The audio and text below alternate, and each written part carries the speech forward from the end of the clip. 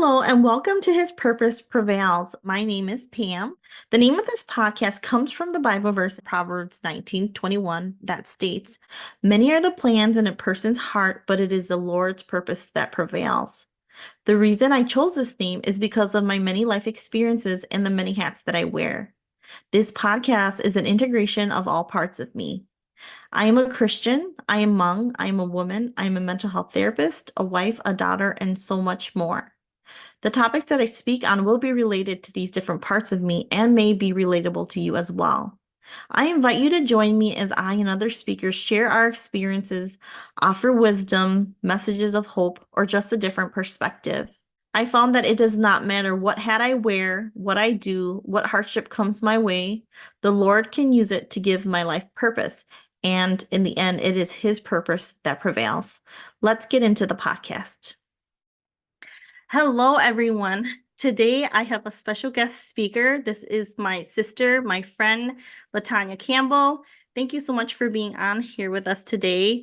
I want to talk a little bit about how we met. So LaTanya and I, we were advocates for victims and survivors of domestic violence and sexual assault. LaTanya was a coordinator and I was a family advocate. So that's a little bit about how we met, but we kind of have similar journeys. We're both mental health therapists. I actually had LaTanya at one of my Prayerfully Pam events where she shared a testimony. And so again, I am privileged and honored and so delighted to have my friend on today. So everybody, let's just give her a warm welcome. Thank you so much for having me. And thank you Yes. for be a part of your podcast. Yes, thank you so much for coming on. So today we're going to be talking about grief. I'm going to allow you to introduce yourself in just a moment here.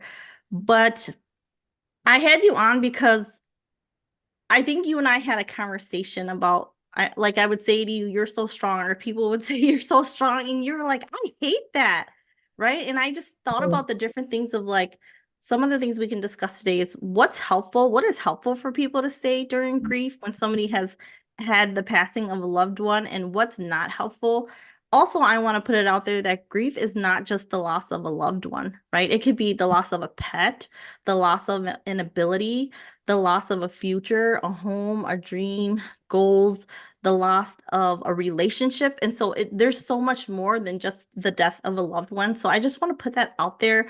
But why don't you go ahead and introduce yourself for us today? thank you. I am LaTanya Campbell, as Pam said. I am a mental health therapist here in Wausau.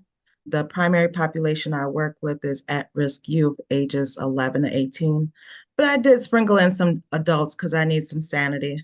My primary purpose is just to help instill resiliency in those youth who come from different backgrounds and have experienced different forms of abuse.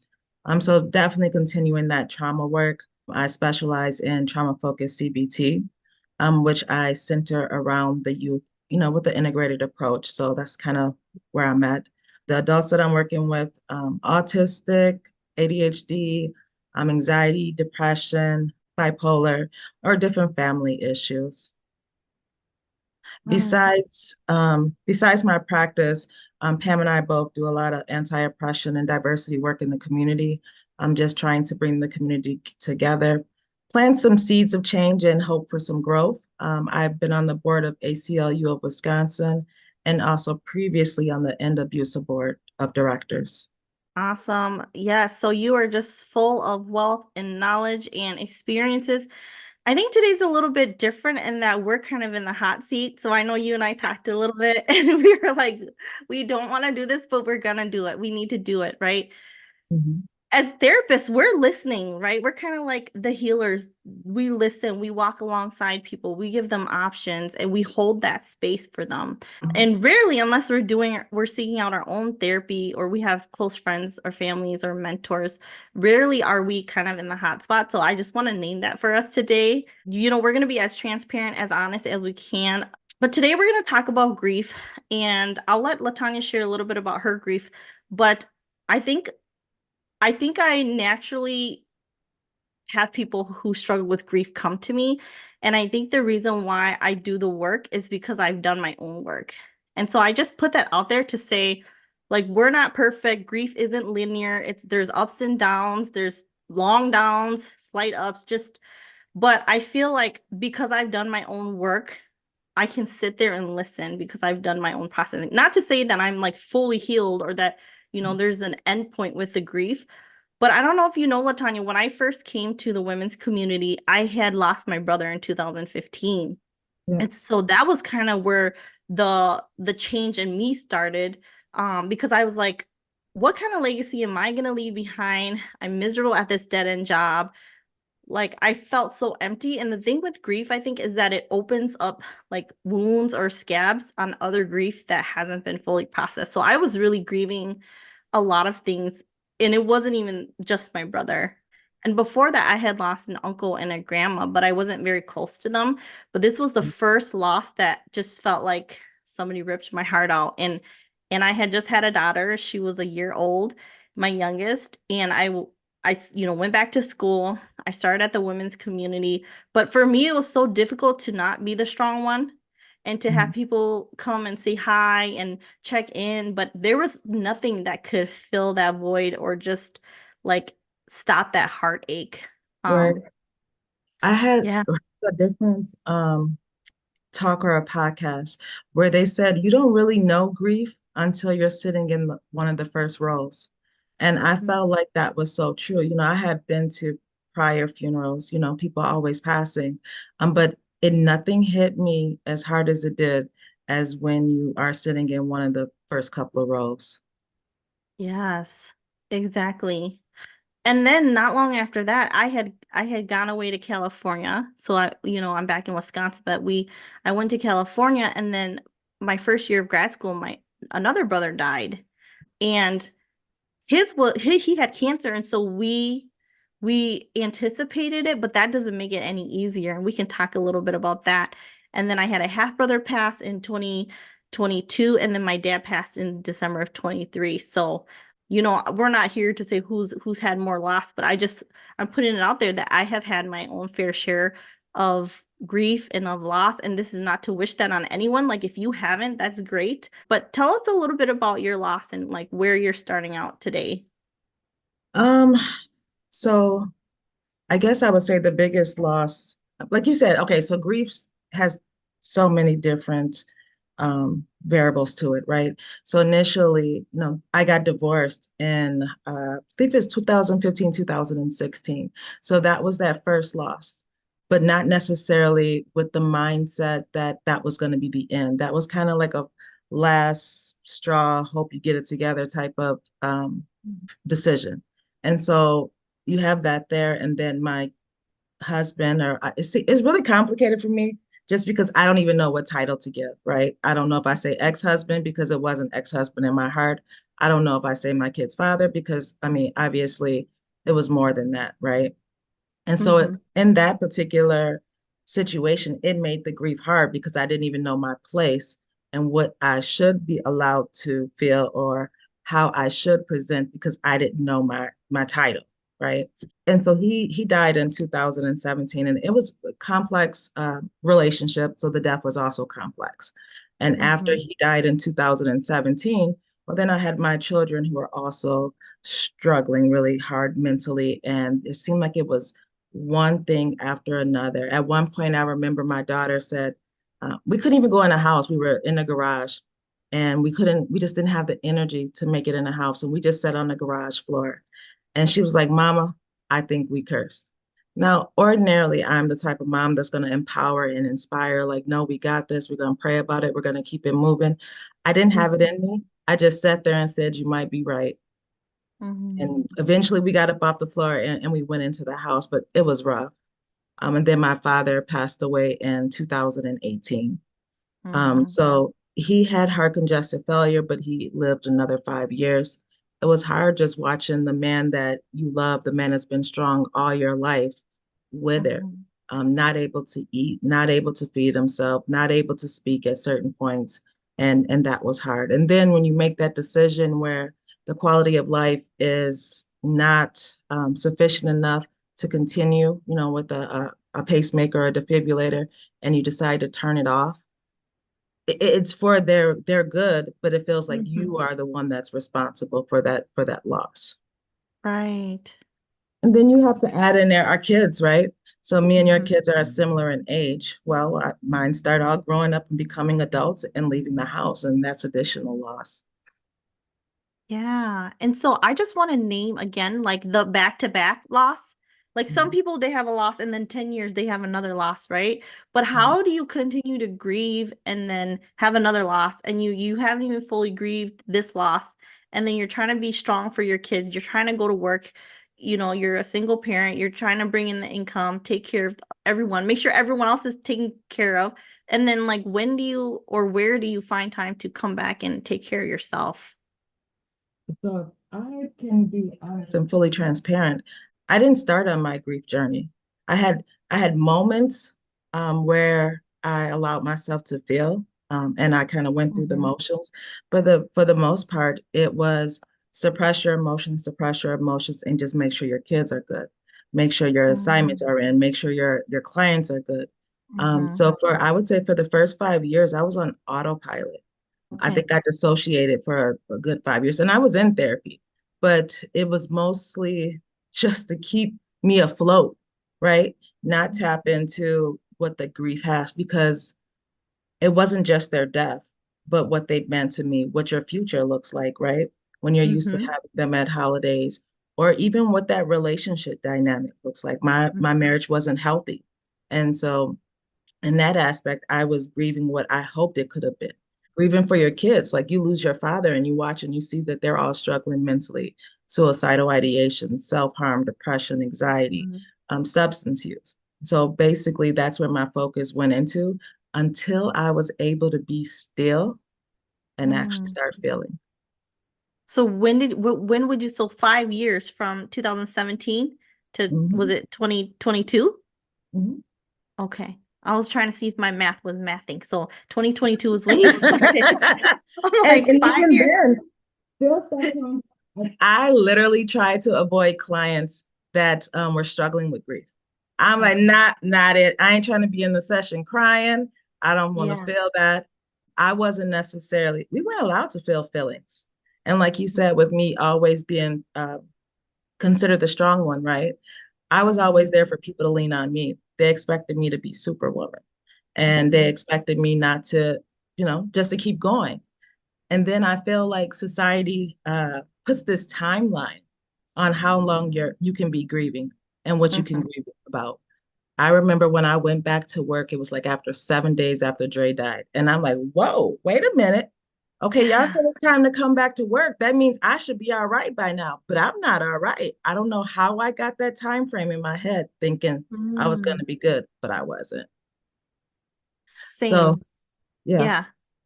Yeah. So my brother in 2015, the first day I went out of the country, I was in Cozumel Monday, and we learned that he passed that day. And Wow. and my husband was like, "We gotta go back, we gotta fly back." And I'm like, "We can't do anything." And I don't want to sit around everyone.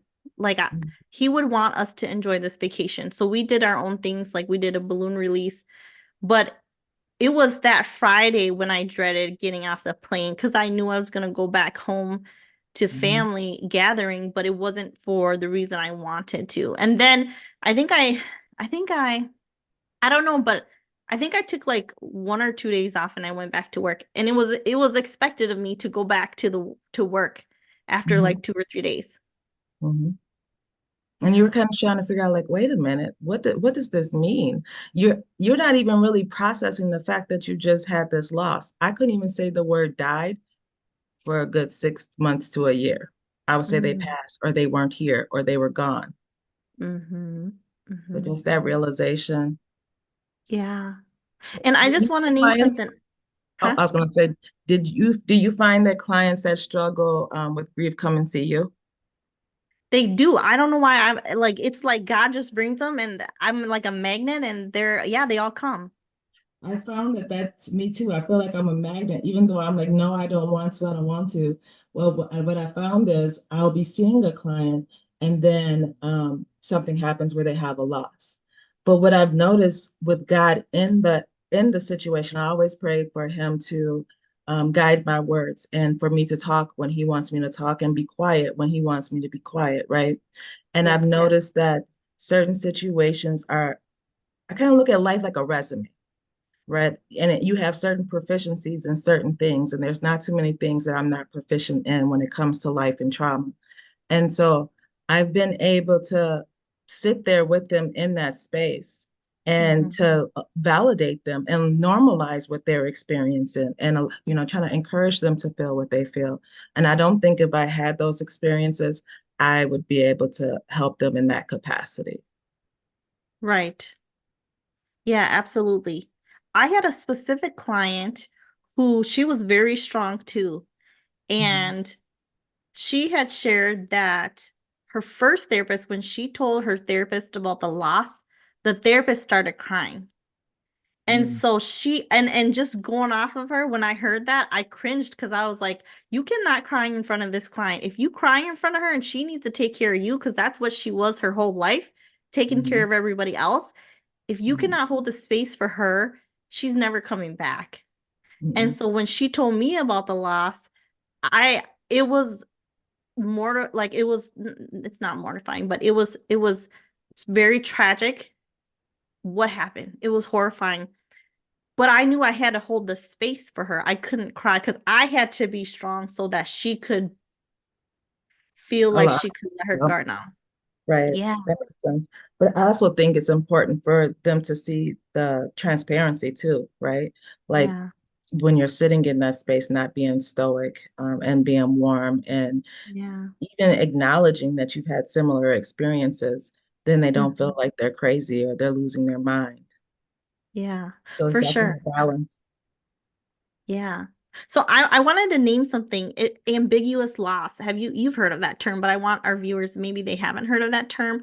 So ambiguous loss is a type of loss that occurs when there is no clear conclusion or emotional closure and can be difficult to recognize or validate. It can lead to unresolved grief and make it hard to move on. So there's also things called like complicated bereavement. I think my brother, so I was out of the country, he went to Kansas City to go play volleyball, and he said that he was thirsty and he walked off to get a drink of water, and then he collapsed and he never got up. So I think for us it was so out of left field, and it was like he's always traveling, and here he is, he's traveling again, and everyone is expecting to see him, but Mhm. you don't, right? So with that, like, there was no closure at all. There was no goodbye. We were all dumbfounded, Right. I like understand completely that. shocked. Right. Yeah. When Dre passed, so he struggled with alcoholism and diabetes and his health, right? And Hmm. part of the complexity in that relationship was abuse and manipulation. So I didn't really know what was really going on because I had distanced myself from him. Um, Hmm. and my son, he had told my son that he had cancer. And so at one point, I asked Dre in front of my son, was this true? And he was like, no, no, no, I don't know what he's talking about. I don't know what he's talking about. And he left. And so I just let it be. And so Hmm. I never did find out if he did or he didn't. I remember at one point he thought he had pancreatic cancer. I asked him about like would the test come up, how everything was looking. He was like, no, everything was good, right? And so Hmm. he died at 41. And that definitely made me question my own mortality, just because, Hmm. I have 4 kids. So if something happens to me, they don't have a parent. But Right. not really knowing why he died or what he died from. He did not get an autopsy done. They just said it was complications of diabetes. And since I was no longer his wife, I couldn't request any records. I didn't have any rights to anything. So that made Wow. it really hard. And then, I really struggled with the why. If something was going on with you, why wouldn't you tell me? Why weren't you honest? Why didn't if that was going on, why you didn't give us a heads up and let us know how to plan to live this life without you? Why you didn't give me a heads up so I can be able to console my kids? Because right now we're all in shock. So Yeah. I really did struggle with that. So that's what the ambiguous death, and then also the complex death when the relationship is Hmm. complex. You have many different layers that you're grieving and trying to process and understand.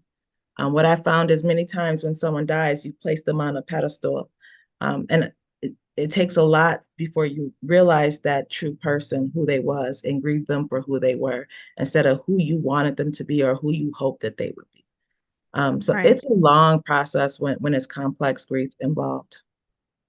Absolutely. Yeah, I'm thinking about my father because he passed in December of 2023. It's almost Mhm, been a year, but he was a very angry, short-tempered man. Some of his diagnosis would have been like bipolar and PTSD. He was a veteran, so he fought alongside the Americans in the Vietnam War. And mhm, he had, I think done things in war that he wasn't, no one's proud of, right? It's just mhm, war. And my mother was always more submissive, more quiet, and we just labeled my dad like the angry, short-tempered man that can never be happy, and he has trauma, and he's projecting it, and verbally abusive, right? Physically abusive, all of that too. Not physically abusive to me, but I think to some siblings and to my mother. mhm. But when he like, how do you grieve that? Because you know him as this man, but yet he's your father. And then it's not until after he passed are things starting to make sense. And like my mom is starting to come out and say, actually, your dad wasn't that bad. He did this, this, and this. But even my father, like he refused to get help. He was such a hard, stubborn man. Like if he went to the doctor, he didn't want you to hold him. He wanted to walk. The day that he passed, he was still talking to me. He was still up and about. And then, him and my mom got in an altercation. And I think like it was just too much for him because my dad was always yelling. But I'm learning things about him and I'm making connections. And same with what you said, like he wouldn't tell us. He knew that his day was coming, but not even my mom did he tell her. Not even her did he say. And it was just like 1 minute he was there. I went to the mall and came back and he was gone. And so it was so abrupt, but you're right. Like complicated bereavement, the complexity of it all, it's hard. I think our human nature is to put people in boxes, right? They're either Mhm. good or they're bad. Yeah. And if they're good, then you can grieve them. If they're bad, then you need to be thankful that they're gone, type of deal, right? But the thing Mhm. is, we're all human. And so none of us are all good, none of us are all bad. And Right. so being able to miss the part, grieve the parts that you missed, grieve the parts that were good, and still acknowledge that they were human and they made choices as well. I think that Mhm. that helps with the grieving process. I was always, it took me a while to get to that because I kept trying to put them in a box. And I kept trying to Mm. say, well, if they weren't good to me or they mistreated me or they didn't show up the best, then I shouldn't be grieving them. But that's not true because just, in any Right. relationship we have, nothing is all good and nothing is all bad. And so just Right. allowing yourself to sit in that space in which you are at that moment, I had to learn that. Yeah, absolutely. I wanted to speak at his funeral. So with monk funerals, sometimes it's postponed. Like if they pass on a Wednesday, you know, traditionally, like of the dominant culture, they'll do like the funeral that weekend or, next week. But Hmong funerals, because we have relatives from all over the world, and, especially for my brother, he had to be transported back, but there was postponing. Mhm. And I think that postponing makes it hard to grieve too, because you're like, they're not there, but you haven't really done all of the services. And so I Mhm. remember for my brother, like my first brother that passed, I was dreading the service because I didn't want to say goodbye. I still wanted to be in denial. Like, this is not real. It's not happening. I'm not ready. I'm not ready. And like that Friday we were setting up and they put his body out and I didn't know that that was gonna happen. I wasn't ready. So my mom's like, "Come on, Pam, let's go look at him." And I was like, "No, like I'm not ready." And I just felt like my breath getting shorter. And thankfully, another guest who was there making the flowers, she was like, "Oh, come on, here, I'll take you. Like that's your son. No need to be nervous." And so she took, and I was so thankful that she took my mom because I was not ready to see him. I had not mentally prepared myself to see him. But are you ever really prepared? No. And even after the service, you still go through that cycle, right? Even though you might say goodbye, at the funeral and at their casket, you still have to go through that denial, that blame, that shame, all of that stuff that you have to deal with. And not, like you Mhm. said, it's not linear. It's not as hard as the first day, but it ain't as easy as the last either. Right. And then I think some of the grief and the emotion. So my first brother that passed, he was very likable. Like everyone gravitated toward him. He was kind. He just he didn't care like your social economic status. He didn't care your college degree. Like he would have treated you as a friend. And so like it was funny because everyone that spoke and when it said something about him was like he was my best friend. So he had like tons of best friends out there. That's just how friendly he was. I don't think that my family properly grieved his passing. And so then when my other brother passed in 2019, they couldn't accept that. And so that brother, like, he knew he had cancer. So he would have an agenda. He would call people to meet, like, to give us, like, updates. And now looking back, I know that he did that for us. Like, sometimes people would think, like, oh, he's doing it about him. He's making it about him. But no, he was doing it for us. Like, he wanted us to be informed and to know what to expect. But I feel like people couldn't hold that space for him because they hadn't even grieved the first brother's passing. And after the first brother passed, we stopped gathering. No more Christmases together as a family, no more Thanksgiving. And so then you grieve that too. Like you grieve like the loss of food and fellowship and gathering. And Um, your holidays or anniversary look so much different. And so me and my kids, we started trying to create a new norm. But even mhm, that, I find that for like the first couple of years, we just kind of like laid around and watched TV. I would force myself to cook, and it just didn't seem right because it was like people missing. mhm, for sure. Yeah. And then My brother was trying to do that gradual exposure, right? mhm. Constantly remind you guys that this is true, this is happening, this is where I'm at, and trying to kind of help prepare you for it. Oh yeah, he would give us I don't know if it's like the red blood cell or whatever numbers, but he'd do the chemo, he'd do the radiation, then he'd give us updates. And I was again in California, so I wasn't here for all of that, but I was intentional about the last time when I saw him because I knew it was going to be the last time. So I think I saw him on Thanksgiving or maybe Christmas, but I had been intentional about making him food, like making him a meal and just sitting with him. And Mhm. for me, I feel like something God was putting on me is when I went to visit him, he wanted it to feel normal. And so I would talk about me. Like I would be like, oh yeah, this is what I'm learning in school. And, because Mhm. I think he was tired of being the focus and the topic and having to share like what. So I think he and we had this sense of normalcy. I think that he needed, right? It wasn't that I was in denial, but it was what he needed. Like he's like, talk to me like I'm a person. I want to die with dignity. And so we Yeah, did that. I think Yeah, everybody wants to die with dignity. absolutely. Yeah. All right. So, okay, I also wanted to talk about tell me about the statement like when people say you're so strong. Because when I think when I think I can hear you saying, but I have no choice. Like there's no other choice. Like if we were to say like how do you continue to go to work and stuff, it's just like because I have no choice. But tell me more Right. about that statement. I feel like when people say you're strong, the point is to try to encourage you. What they don't understand, it's encouraging you to shut down how you're actually feeling. It's encouraging you not to be vulnerable. It's not giving Mhm. you that space to be able to show up and just be, whether you're sad or you're hurt or you're disappointed. It's like when they say when someone's crying, you don't give them a tissue because unconsciously that's telling them to dry your eyes, wipe your eyes, stop crying, right? And when you Yeah. have grown up where you're not allowed to be in your feelings. You're not allowed to show your emotions. You're not allowed to cry. Even though we were girls, we still weren't allowed to cry unless like we were literally physically hurt. Um, Mm-hmm. I remember at one point in my life, I used to cry when I would go see my father. I would leave every time and cry. And my grandmother told me, if you cry one more time when you leave here, you won't be going back. And from that moment on, I really struggled with tapping into my emotions. Only time I would cry is if I was angry.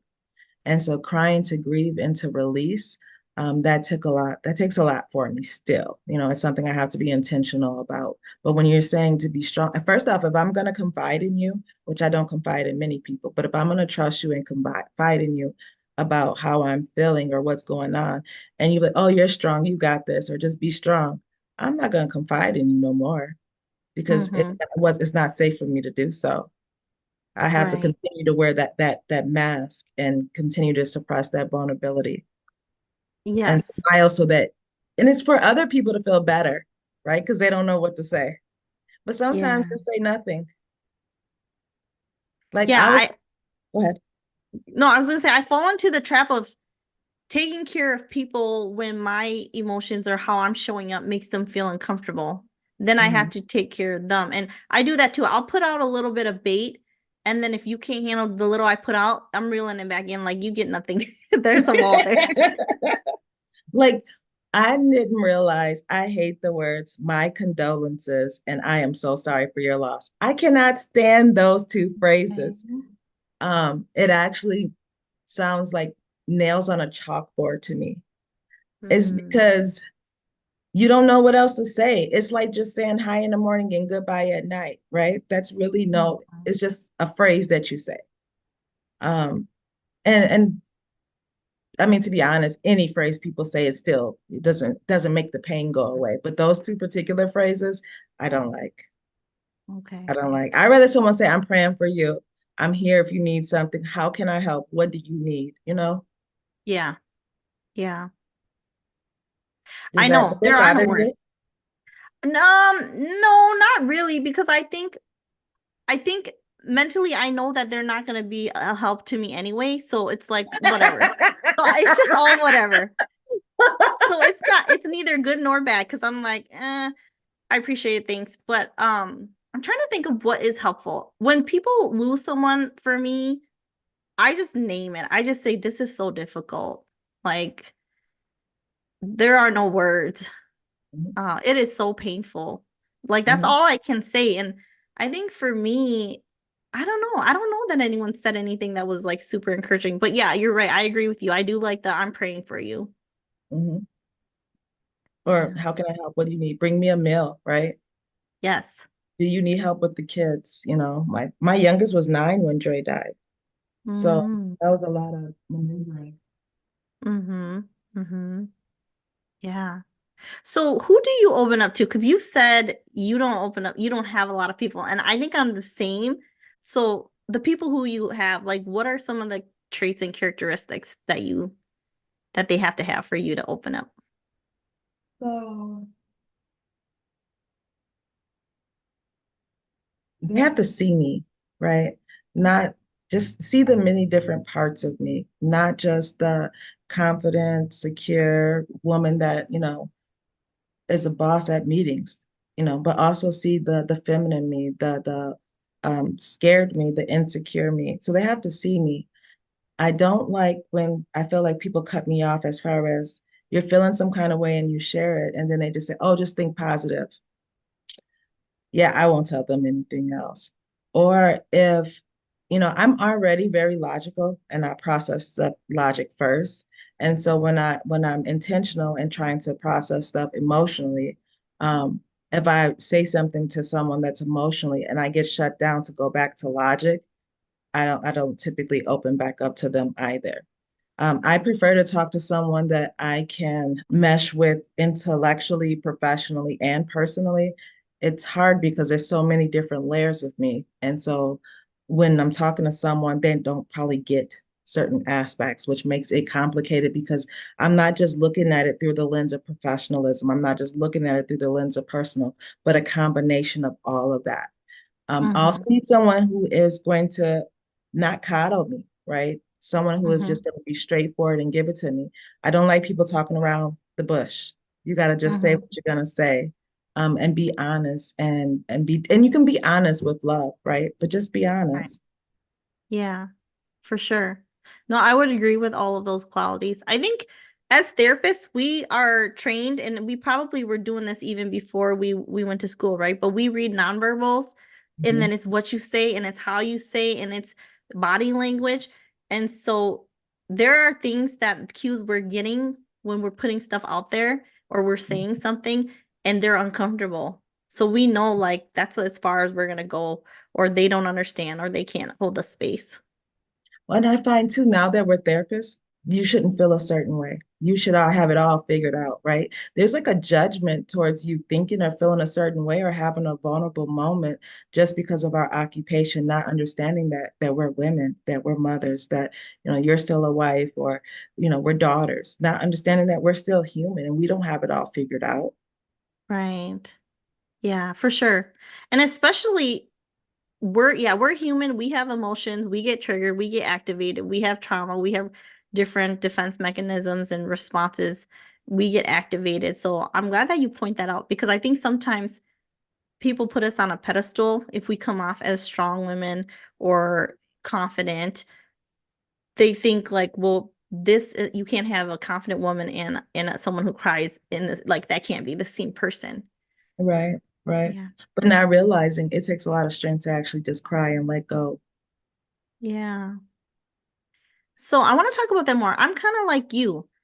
I think at funerals, and you'll have to tell me more what you mean earlier when you were saying that it's hard for you to cry and you have to be intentional. But for me, at funerals, I can't cry. Like if somebody passes in front of me, I can't cry. And I think you might have seen that, when Mao passed away too. Like I can't cry. There's just a disconnect. I can't cry. But there are times where it will just hit me. It will just like a wave crashing into me. And then I sob. And it's like I'm sobbing for like it's a really hard cry. I'm hyperventilating and I can't control when I do it or when I don't do it. But yeah, like at the funeral, like I'm generally, put together. And growing up, my family would say, don't cry. Like in Hmong, they would say, "Tsakakwa," which means stop crying. But I never knew if it meant like stop crying, I love you, it hurts me to see you this way, or like stop crying, you're annoying, you're a Mhm. nuisance. So I took it as the latter, like stop crying, you're annoying, I don't want to see you cry, like you're a burden. And that's so then I would like close up. So, what I mean by being intentional is I see a therapist and I did EMDR. And so Mm. EMDR helped me connect my thoughts and my feelings in my body, right, and my emotions about a situation. So I typically see myself as, resilient, an overcomer, or survivor, right? Mhm, Um, mhm, and not necessarily the vulnerable, the insecure, the one that needs to be held and loved on, right? And so I often have to place my kids in one of those situations, or have that experience, mhm, so that I can tap into what I think that they would feel like. Because I mm. struggled with giving myself compassion or empathy or grace, whereas I can give it to everyone else. Does that make sense? Right. So Okay. if I'm thinking, how would my kids feel in this situation? Whose ever age is closer to it? Or how would someone else feel in this situation? And then I'm able Mhm. to tap into that emotion and then be intentional. That's what I mean by being intentional by it. Okay. Yeah. So for the viewers, for those who don't know, EMDR stands for eye movement desensitizing reprocessing. I remember doing EMDR too, and it's funny because when I thought I would cry, I didn't cry, and then when I was like, "Oh yeah, this is a light memory," then I cried. So, it's your body and your brain doing the healing and doing the work and doing the processing. So, yeah, It was a little hard for me because first off, I kept questioning myself, am I doing this right? This ain't no instructions. Like I'm so concrete. I want A, B, C equals D. And I mm-hmm, couldn't tell if I was doing it right. Like I gotta be doing this wrong. And what I end up noticing is my go-to survivor tool or survivor mechanism is anger. And so when he mm-hmm, had me doing it, I was getting angry. And at one point, I was talking about the death of Dre. At one point, I wanted to like kick the machine thing. And of course I didn't kick it. I'm so proud of yeah. myself. I wanted to. I was just like, ah. And then I was like, oh yeah, that's me tapping into my anger instead of talking, that secondary emotions of sadness. And so Mm-hmm. I really had to be intentional about thinking, okay, how would someone else feel so I can extend myself that grace? Yeah. That's good. That's something for us to chew on. Because I think anger feels more safe. Oh, I love anger. I can move mountains. Yeah. And when But I it's not easy. But what I learned is not healing, and we're going to die early if we stay in anger, right? And that's the Mhm. reason why I went to therapy to begin with, is so that I could tap into those other emotions and process through trauma. Because if we just stay in that anger spot, which is necessary sometimes to be able to put one foot in front of the other, but as you Yeah. start transitioning, you got to sit in that space. You got to take out those files out the file cabinet and really go through it and let yourself feel. But yes, I Mhm. love operating in anger. Get some stuff Because done. there's energy, there's momentum, there's it's big, it's safe, and generally people stay away when you're angry. Well, true, Uh, us that or let I was always scared that if I tapped into my emotions that I was not gonna get back up. Like yes. if I opened up that floodgate that I would just lay on the floor and it would just be over. But I mean, life shows us first off that we done got up every time. We went through the worst, the worst, the worst, and we still get up. And we're not alone, right? God's sitting in that space with us. And sometimes we have to lean on him. And I'm learning to surrender more to him on a daily Mhm. basis. Yeah, that's beautiful. Oftentimes it's just me and God. The ugly cry, the blubbery mess. It's me and him. I don't feel safe doing it with anyone else. But yeah, no, I wanted I'm, to go back to something, but I forgot now, but that's okay. I'm That's laughing because so me and God's relationship, even on this surrender, Lord help me to surrender, right? But then I'm Mhm. gonna have a conversation with him. Now look, when I say surrendered, it doesn't mean I want to go through something else and lose everything. So then I gotta, can we do this in a fashion that is just done? Like I don't want to go through nothing to get to this. So it's funny the conversations me and God be having. And he was like, see, you still trying to do it your way. Stop trying to do Yeah. it your way all the time. Yeah. Oh, I was gonna say in therapy, when she was doing EFT, so emotion focused therapy, and same thing. She was like, "Why don't you feel blah blah blah?" I'm like, "Who has time to feel?" Like, I'm going to school, I'm a full-time mom, I'm a full-time wife, and I'm listing all of these things.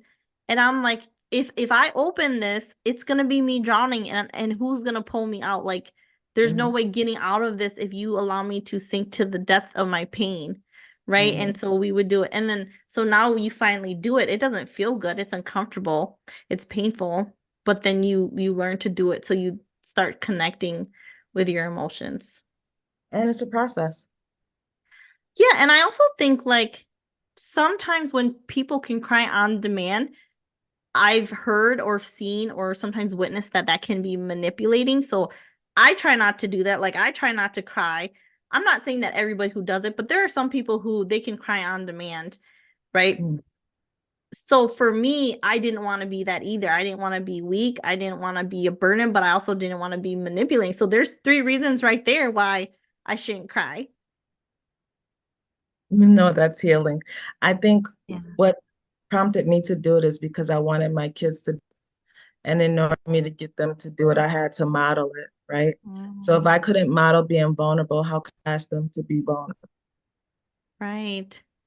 Yeah, I learned that too when I was telling my daughters not to cry. And I'm like, wait, I'm repeating that. Like that's what I was told. Now I'm telling them I can't hold a space for them and Mhm, I'm trying to hold a space for my clients. So I felt kind of hypocritical. So I'm like, okay, they're gonna see me cry and then I'm gonna be able to hold the space for them to cry too. So yeah, I've had to switch that because I don't want that generational curse or mhm. trauma to continue.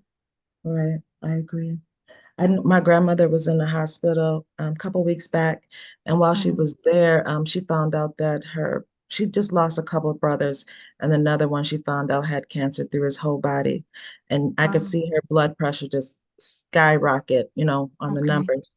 Hmm. And, I'm like, Grandma, it's okay, because she's trying to hold it, trying to stuff it down. She probably wants to scream and everything else, but she's not. Very, Hmm. mild and meek woman. But she's Hmm. just stuffing it down. And as she's stuffing it down, her blood pressure is going higher and higher.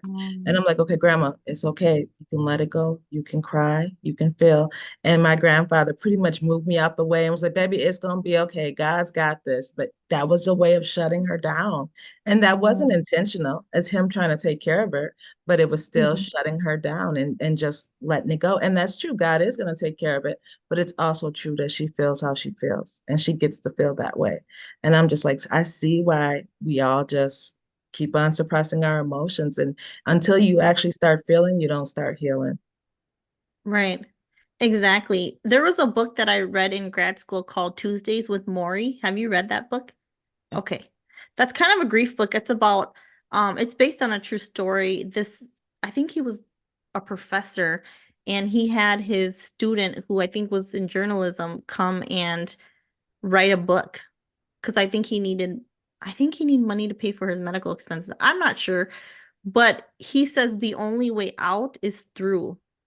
And the only way you can feel like happiness and joy is to feel the deep emotions, the not so positive emotions. Because if you're numbing everything, you're numbing the highs too. So you're not gonna feel the joy and the peace and the love to the depth if you're not willing to feel the other, like on the other end, right? The other emotions. I remember Jane used to tell me that the only way out is through. I hated that phrase because, well, tell me how to go through so I can get out. Like, I need some directions. No one's telling me how to do this because obviously there's no way to tell you, how to do it.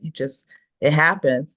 But I'm Mm-hmm. like, no, stop telling me stuff like that. I need some directions on how I'm supposed to do this. And they used to drive me nuts. But you're right. Only way out is through.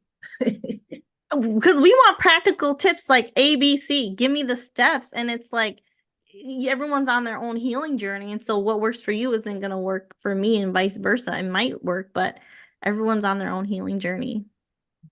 I think it's important to know the tools that you use to survive too, right? So that Hmm. way you're looking at those tools and trying to figure out if it's helpful or hindering. So we talked about anger, we talked about masking, we talked about avoidance. Sometimes you have to do it to be able to get up, but then you have to recognize when it's also, hindering you from your growth. Right. So Right. it's important to know, what your go-to is. Right. So I tell clients, like, yes, feel your emotions, feel, your thoughts are valid, your emotions are valid, but don't stay there. Like, I don't Mhm. want you living there. You Mhm. might have to for a little bit, but I don't want you there forever. Right. And Yeah. so, absolutely. Sometimes we just don't want to let it fester or just dwell there because then we get hopeless and stuck and defeated. Did you ever find yourself trying to schedule when you could let go and cry? Yes, but it Oh doesn't God, I'm not the work. only one. I was like, okay, look, I ain't got time for this on Friday about 7 o'clock. I'm gonna go ahead and Same. I'm like, this weekend, the husband's gone, the kids are out of the house. I got the house to myself. I gotta clean from, and it doesn't come. But then there's sometimes where I'm like literally a balloon and I'm gonna burst and I can feel like, and then like I gotta drive somewhere and just do it. Yeah. yeah. And then I was thinking I was a nut. Like, you a nut. Who tries to schedule their time to feel? Hey, we're being productive. It doesn't work that way all the time though. Yeah. Okay. So tell me, give the viewers or an audience some of your coping skills. What are some of the things you do to cope? Um, I would say Amazon, but don't do it. No, I'm just playing. I like to go by the water. Water pours life into me. I love the sun. If I could be by an ocean every day, I would. But since we don't live by one, I'll go even by wow. I'll go and just sit on the bench and at the water. I Okay. write a lot of poetry and try to Hmm. get my feelings out when things come. I listen to different spiritual podcasts. I like Dr. Anita Phillips Hmm. because she's a therapist as well as a pastor, and I listen to Sarah Jake Roberts. I try to read books. Right Hmm. now, I'm really into my Legos. So I Oh. build different things with the Legos. I like to see just how it comes together, right? And you can get out of your Mm. head some and just focus on the pieces. I like to paint. I do that quite often. And Hmm. I will trace something on a canvas and I'll go ahead and paint it. Wow. I love comedy, so I'll put something on that's Yes, funny. Yep. those are all so good. Yeah, I do art therapy with clients too, and it's amazing, but it was because when my first brother passed, I took an art class and it was healing because there's something you can do with art Hmm. where you don't have to talk, but it comes out. And interestingly, when my second brother passed, I was creating something, and then when I created it, the colors that I used, it was basically like a green field with yellow and blue flowers, but it was those three colors. And it was after he passed, so I had him in my mind and I was painting. And then when I realized what inspired me, when my brother passed and he wanted to do pictures before he passed for the funeral, he was wearing a light blue dress shirt with a Oh, yellow tie. And then we took pictures and it was green. So like I think that day wow. was just inspiring me. So yeah, I Mm, love art. It can be so healing. it can be. And then yeah, journaling for me, I do journaling. I pray. Comedy is really good. I listen to worship songs. Cause even lyrics, like sometimes I don't have the words for what I'm feeling, but I'll go read the book of Psalms and I'll read, you know, King David just lamenting and complaining, but then at the end he's always like, okay, but God, you got me, like you got this. So that's really powerful too. Yeah. And I think allowing it's kind of ironic that I didn't want to work with anyone that was struggling with grief, but I have several clients that I do. But I think sitting in that space with them also is healing for me because it normalizes. I think Western culture doesn't do a good job of talking about death and grief. You know, Mm-hmm. one day you're here, the next day you're gone, and ain't nobody talking about it. But sitting in that space and hearing them and what they go through, it helps to normalize it for me. Um, to continue to talk about them and their memory, what I remember, what were the good times. That's also healing. When everyone's Right. talking like, nothing ever happened or they never existed, but everybody's feeling some kind of way because it's Father's Day, I don't find it very helpful. So, Mm-hmm. still continue to talk about them in therapy, talking to a therapist and working it out. When your mind is, conflicting, your mind is saying one thing, your emotions are saying another, and just allowing yourself that space to sit in both the logic and the emotions. Mm-hmm.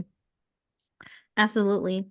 Something Hmong people do when someone passes is they will bring physical food. I don't know if you've ever gone to like the cemetery, but they will bring physical food or like a beer and they'll sit there and they'll talk with that person. And it's almost like the spirit is eating with them, right? It's their eating. But as a Christian, as a monk Christian, that's like a no-no. Like you don't do that. The person has passed on. They don't no longer require food. They're in heaven. They have everything they need in heaven. And so my dad, he was never a Christian. And so when he would do that, when he would like bring food or he would light up like joss paper or candles or things for my brother, I was put off by that because of my religion. Being a Christian, you say no. And I was talking with my professor about this, and we did a grief class with her. And she said, imagine being a father and not being able to do anything for your son and being able to do that, feeling like you are still meeting a need or you are still caring for your son. So she reframed it for me, which gave me, I took a step back and I'm not trying to be religious or legalistic. I took a step back, but then I said to her, I pray that the Lord would let us know if we are ever grieving in a way that is displeasing to him. So for me, I don't I think would that never do that, but I don't think there's a right or wrong, whether you're there and talking to them and bringing food, or if you're at home and you're remembering them. And I don't think it's a right or I actually kind of, when you were talking about that, I think it might be easier to process through, right? Because there's something tangible that you can do and bring there and, talk to them in that aspect versus us when we're like, they're in heaven. Did Do you ever wonder like if they hear you or see you or watching? Yes, sometimes I do. It's at the weirdest moments too. It's like, oh, I hope he didn't see that. I hope my dad didn't see that. Or, yeah. When Dre first passed, I struggled with going to the bathroom. I'm like, is he watching me? It's really weird, but I feel like, that gives you something tangible to do and be Mhm. with. I don't know what the right or wrong way is. I don't think it necessarily is one. There's no directions that come with it. Mhm. So I often see animals. I wouldn't say I'm an animal lover. Like I like dogs, but there are just some people who they love animals. When my brother passed and we were in Cozumel, because that's where we were, one of the days we went snorkeling and we were in the middle of the ocean. Like there was no land near us and there was a white butterfly and it was just hovering by me. And I'm like, there's no reason, there is nowhere for you to land. So I took that as a sign of like, okay, my brother's with me. Like he loves Yeah, me. So yeah. that was amazing. And then there was another time when I was walking out of work and I was having a particularly hard day. I was really grieving my brother and missing him. And there was this bird, and it was just perched like right by my car. And I was trying to shoo it, and it wouldn't shoo. And I'm like, I gotta drive. I don't want to hurt you. Like, go somewhere. And it wouldn't shoo. Mhm. And I was like, do you have a broken leg or something? Like, how come you're not scared of me? And finally, my coworker came over, and then she shooed it, and then it just hopped away. But sometimes when I Wow. see animals, I'm like, I think it's a sign. I don't necessarily think it's them, but it's just like comfort, you know? Has that ever happened to you? Like high vibrational. I don't think I pay attention to the signs as Mm, I should, but I do pay attention to um, when things just come to me, right? mm, The things that, like when Dre had passed, I was really angry at God because it was mhm, like, okay, you go through all this stuff as a child, you go through all this stuff in your marriage, then you get divorced, and then they die. Then you're dealing with all your kids and trying to keep them afloat. And like, enough is enough, you done been through enough. How much does one person have to take? And so I was really, really upset. And, as I was actually taking a shower, I was sitting there and it just came to me like, this had to happen and it had nothing to do with you, but I made sure I protected you in this. And it just mm, kind of connected all the dots of things I didn't have to do or didn't have to worry mhm, about. And that God had set everything up in place for me so that all I had to do was, me and the kids. I didn't have mhm. to worry about anything else, like their schedule, the money, nothing else, because everything he had already set up for me in place. And so that was a very telling moment for me. And I tried to be still and listen to that voice often. Yeah. Yeah. Wow. No, I think if we are intentional, God, he's trying to speak to us and he does. When my brother passed, a lot of people said that they saw like a red cardinal and just a lot of different things. But I think, it's just a way, like you said, something tangible. And then just, we find comfort in some of those things. But yeah, that butterfly was really amazing because what was it doing out there? And that's probably too because you were open, right? You were open to see it and you were in the moment. And I struggle with that, because me and you both, we're always going, going, going. But in that moment, you were present and mindful and you could see it. I wonder how many other signs that we miss on a daily basis because we be busy. Mm, absolutely. Yeah. What would you say, what isn't healthy or helpful when grieving? Like different things that we use to cope or different things that people do? Because Oh, you you said mean like suppressing. like Like, sex or alcohol, drugs, gambling, uh, yelling at your kids or taking it out on them. Anything that's you're using to avoid feeling could mm, potentially be harmful. mhm. So, Yeah. um, yeah, anything that you use to avoid feeling, watching TV too much, eating too much, Mhm. exercising too much because you're trying to avoid feeling. It can Right. be whatever it is. Right. What Yeah. do you think? Yeah, I would say different avoidant things. Like, I would say, I know a lot of people who turn to alcohol and they're just numbing, and you really need sleep, especially when you're grieving, and alcohol can impact sleep. I Mhm. would say, like, people they like retail therapy, right? They go and they spend all this money.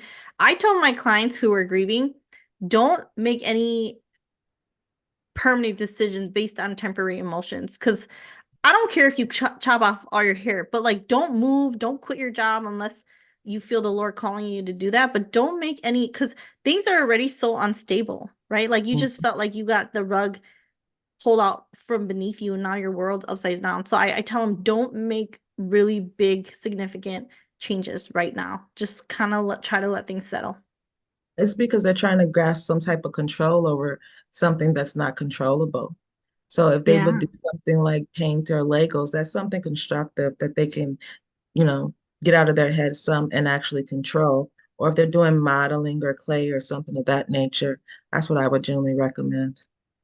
Yeah, you're exactly right. I think it is that tangible or trying to control, feeling like they have control of something. But when you are drinking too much or gambling or spending money, ask yourself, are you really in control? Because Exactly. It's a double-edged sword. So yeah, you're right. yeah, and then we create, stress in another area. And I would say for people who are grieving, try to decrease your stress or sometimes it's healthy to be busy, right? Because when you're distracted, when you're working, you're not thinking, you're not feeling, that's okay, but you can compartmentalize, but don't suppress it. There's a difference, right? Compartmentalize is like, I can't feel right now because I'm working with a client or I'm driving or I'm doing this, but I'm going to feel later. I'm going to come back to it. Suppressing is like, I'm never coming back to it. I'm just pushing and bottling it. I would say definitely get with someone that you trust, that you can confide in, that can provide that support. And there's also grief counseling too, right? Or you can go to like a grief support group. I know Absolutely. they have those virtually and then they have those Facebook groups. So if so you don't feel so alone in that. Yes. Yeah. I think his name is David Kessler. I don't know what his like schooling, education, degree background is, but I watch a lot of his. I think he's like a grief in the mental health world. He talks a lot about grief, so I follow him. But I think if people have a spirituality, like they don't have to be Christian. If there's some sort of spirituality, like I know like the indigenous people, Native Americans, they have special practices. Like I think a lot of different cultures have practices that they can do. And I think the Hispanic culture has like Day of the Dead and different things that they do in order to help them grieve too. So that can be important. Yeah. Okay. Well, we are coming down to the final minutes. Latanya, one thing I would ask is what would be, you've given so much good information today, but what would be a word or words of advice that you would have for people who are currently struggling or who are grieving right now in this moment? When I find myself grieving, I turn around and I look back because so many times you don't see how far you've come. But when you turn around and you look back to that first day, you look back to that first year, that first anniversary, and you recognize that, you've still been able, you're still living, right? And that the severity of the pain, it is decreasing. The length that you're stuck in one of those cycles, is decreasing. I think that gives you the mental capacity to be able to continue doing what you're doing. So give yourself grace, acknowledge that it's rough, but also look at your progress. Wow. Yeah, that's powerful. Yeah, in the same vein, I would say take one step at a time. Mhm. Don't look at everything because I tell people sometimes when we're grieving or trauma or our heart is broken, it's not a physical injury, but the emotional injury is just as significant. And so if you broke your leg, I wouldn't be like, come on, Latanya, get up. Like, when are you going to start walking? No, you just broke your leg. We can see it, we understand it. So if somebody had a loss, why would we be like, come on, let's go? Like, you got to be operating at your fullest potential, doing what you used to do. So I would say one moment at a time, 1 second at a time, one step at a time, because I think just doing the next step, because when you're grieving, sometimes you're in a fog, like you said earlier, we dissociate, but just focus on the next task. Like, okay, I'm gonna take a shower, get that Mhm. done with. Okay, I gotta put on my clothes. Sometimes we just need to do like little chunks. instead of Mhm. like if we look at all the things we have to do this week, that's already overwhelming as it is. Right. It is. I would say too, like, um, John Lennon, he says, in the end, everything is going to be okay. And if it's not okay, it's not the end. And just Mhm. recognizing, each moment, take a breath. Each moment, just keep putting one foot in front of the other. Yeah, I was watching something and they had a shirt that said, if it's not okay, it's not the end. Mhm. I I don't know. like That's that. It's so simple, but I'm like, wow, that is super powerful. Like, just keep going. It's going to be all right. It's hmm going to look different. It's not going to be your normal, but you can create something. hmm And I was listening to a testimony today, right before I got on with you. It was about a woman who lost her sister. Her sister was murdered, and she was fighting with God too. And Mhm. he said, I never promised you that you wouldn't suffer or that these things wouldn't happen. What I did promise you is that I would never leave you or forsake you, and that I would comfort you, and that I would Mhm. be with you. And I think that's so hard to chew because a lot of people are mad at God. It's valid.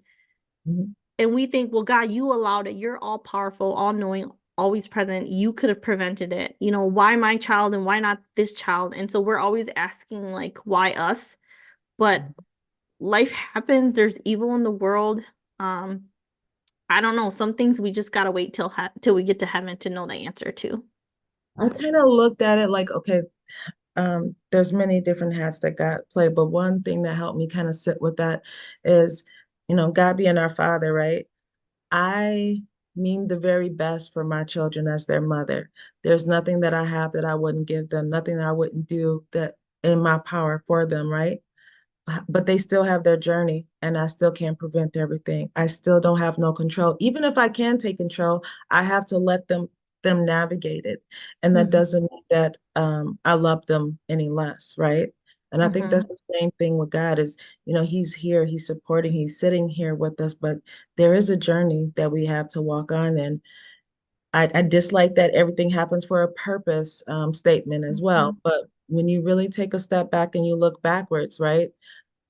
There has been some purpose in what you went through, even if you had to make that purpose yourself. So, hmm us working with grief victims, we're making a purpose out of that pain and we're planting seeds of growth. And everybody hmm has that power to be able to do that. Yeah, I don't know if you know, but this podcast is called His Purpose Prevails. And it's because everything that's happened in my life, God has either given it purpose, but at the end, I want His purpose to prevail. So if there's a reason why I'm mourning or grieving or hurting, God can take what the enemy intends for bad and he can use it for good. And Mhm. yes, your kids, our kids, my kids, the only way we can be resilient is if we have to go through hard things and overcome. If life is easy peasy, that's our baseline. When something really hard happens, we might not be able to handle it versus some people are more resilient than others based on what they've gone through, experiences, their temperament, and so forth. But I think the reason why people see you and I as strong is because of all of the adversity and all the hardships that we've had to overcome. Mhm. Yeah, and when people see that, they need to remember that that adversity stemmed from trauma, right? So you can't be resilient without having to gone through some trauma. Right. Yeah.